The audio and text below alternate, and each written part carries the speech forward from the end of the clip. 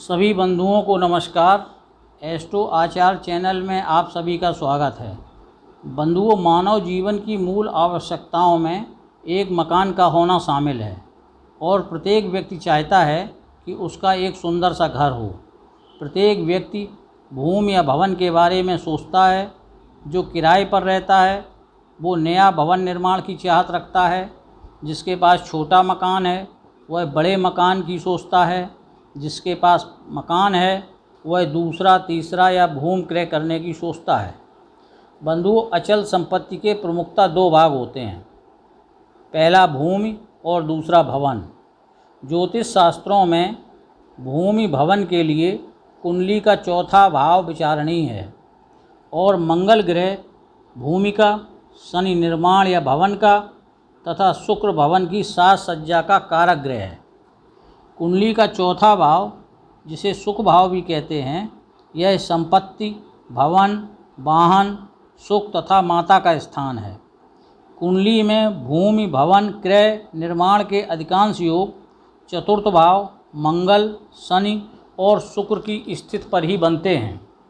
चलिए सभी योगों को क्रम से आपको बताते हैं। प्रथम योग, यदि चतुर्थ भाव का स्वामी चतुर्थ भाव में ही हो या किसी अन्य भाव में बैठकर चतुर्थ भाव पर पूर्ण दृष्टि रखता हो तो प्रबल भवन योग बनता है। देखिए, इस कुंडली में मेष लग्न की ये कुंडली है। इसमें चतुर्थ स्थान पर कर्क है, जिसका स्वामी चंद्रमा स्वयं अपने स्थान पर चतुर्थ भाव पर बैठा है। दूसरी स्थिति ये हो सकती है कि चंद्रमा दशम स्थान पर बैठकर अपने चतुर्थ भाव को पूर्ण दृष्टि से देखेगा तो एक अच्छा भवन योग बनेगा।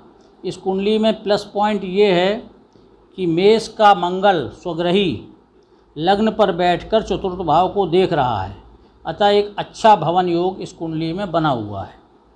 द्वितीय योग, चतुर्थ भाव का स्वामी उच्च का या स्वग्रही होकर त्रिकोण में या केंद्र में बैठ जाए तो भवन सुख जरूर मिलता है।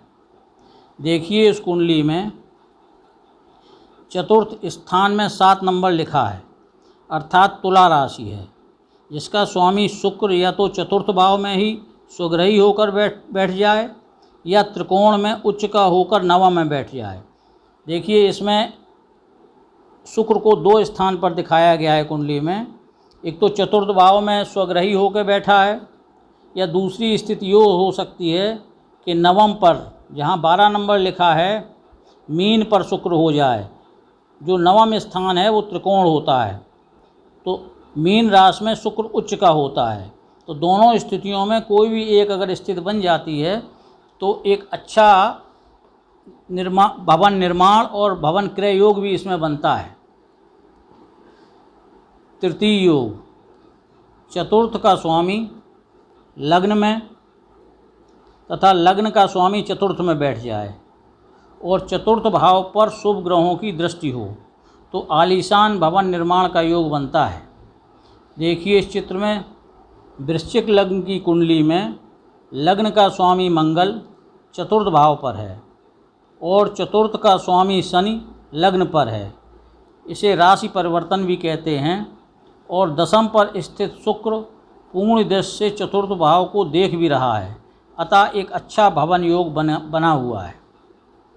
चतुर्थ योग, चतुर्थ भाव के स्वामी उच्च के होकर दशम भाव के स्वामी या त्रिकोण के स्वामी के साथ, त्रिकोण माने पहला, पांचवा या नवा में किसी स्थान पर बैठ जाएं तो प्रबल भवन योग बनता है।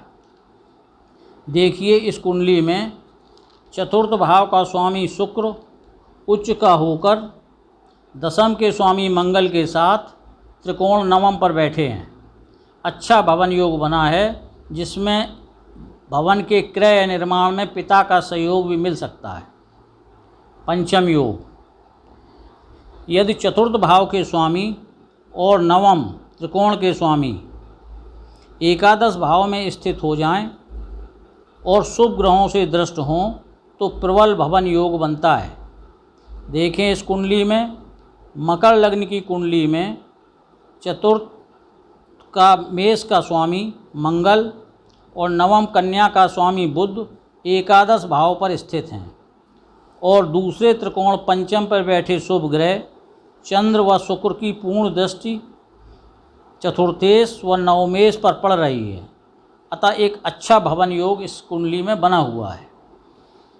षष्ठ योग, यदि एकादशेश मतलब 11वें स्थान का स्वामी चतुर्थ भाव पर हो और दशम पर स्थित मंगल की दृष्टि चतुर्थ भाव पर हो तो जातक भवन किराए से प्रॉपर्टी डीलिंग से धन लाभ करता है। देखिए कुंडली में एकादश भाव कन्या का स्वामी बुध चतुर्थ भाव में है और संपत्ति कारक मंगल की सप्तम और शनि की तृतीय दृष्टि चतुर्थ भाव पर पड़ रही है। अतः संपत्ति से आय का अच्छा योग बना हुआ है। सप्तम योग, लग्नेश लग्न का स्वामी और चतुर्थ भाव का स्वामी चतुर्थ में एक साथ बैठ जाएं तो प्रबल संपत्ति राज योग बनता है। देखिए कुंडली में कर्क लग्न की कुंडली में लग्न का स्वामी चंद्रमा चतुर्थ तुला राशि के स्वामी शुक्र स्वग्रही के साथ चतुर्थ भाव पर बैठे हैं। इससे प्रबल भवन योग बना हुआ है। अष्टम योग, चतुर्थ भाव के स्वामी गुरु के साथ केंद्र में बैठ जाएं तो स्वयं का अच्छा मकान बनता है। इस मिथुन लग्न की कुंडली में देखिए चतुर्थेश कन्या का स्वामी बुध दशम पर स्वग्रही गुरु के साथ मीन राशि पर स्थित है। इससे स्वयं का निजी मकान बनता है तब भवन में पिता का या ससुराल से मदद भी मिलती है। नवम योग, चतुर्थेश और दशमेश में राशि परिवर्तन योग बन जाए अर्थात चतुर्थ भाव के स्वामी दशम में और दशम के स्वामी चतुर्थ भाव में बैठ जाएं तो एक अच्छा भवन योग बनता है। देखिए सिंह लग्न की कुंडली में चतुर्थेश वृश्चिक राशि है जिसका स्वामी मंगल दशम पर स्थित है और दशम पर वृष राशि है जिसका स्वामी शुक्र चतुर्थ पर स्थित है। अतः एक अच्छा भवन योग बना हुआ है। दशम योग, चतुर्थ स्थान पर उच्च का सूर्य हो और चतुर्थ भाव का स्वामी भी उच्च का हो तो संपत्ति के साथ साथ अच्छा मकान भी मिलता है। देखिए इस मकर लग्न की कुंडली में सूर्य चतुर्थ स्थान पर मेष राशि में उच्च का बन के बैठा है और चतुर्थ के स्वामी मंगल भी लग्न में मकर राशि के उच्च के हैं। अतः बहुत अच्छा भवन योग बना है।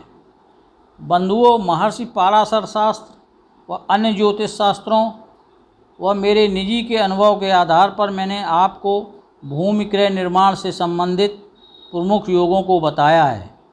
अन्य और योग भी हो सकते हैं। अब यहाँ प्रश्न यह भी है कि भूमि क्रय भवन निर्माण कब होगा, तो इसका उत्तर ये है कि जिस योग में जिस ग्रह स्थिति के कारण योग बना है उसकी दशा अंतर्दशा एवं गोचर के समयानुसार भवन क्रय निर्माण होगा। एक महत्वपूर्ण तथ्य यह भी बताना आवश्यक है कि यह चतुर्थेश का संबंध 12वें भाव से बन रहा हो तो भवन विदेश या जन्म स्थान से दूर बनता है और दशम पर स्थित राहु भवन निर्माण अकस्मात करा देता है। ऐसे भवन निर्माण में रद्दोबदल या तोड़फोड़ होती रहती है।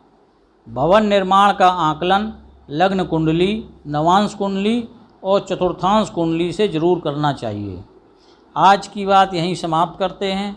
आपको आज की जानकारी कैसी लगी कमेंट में बताइए।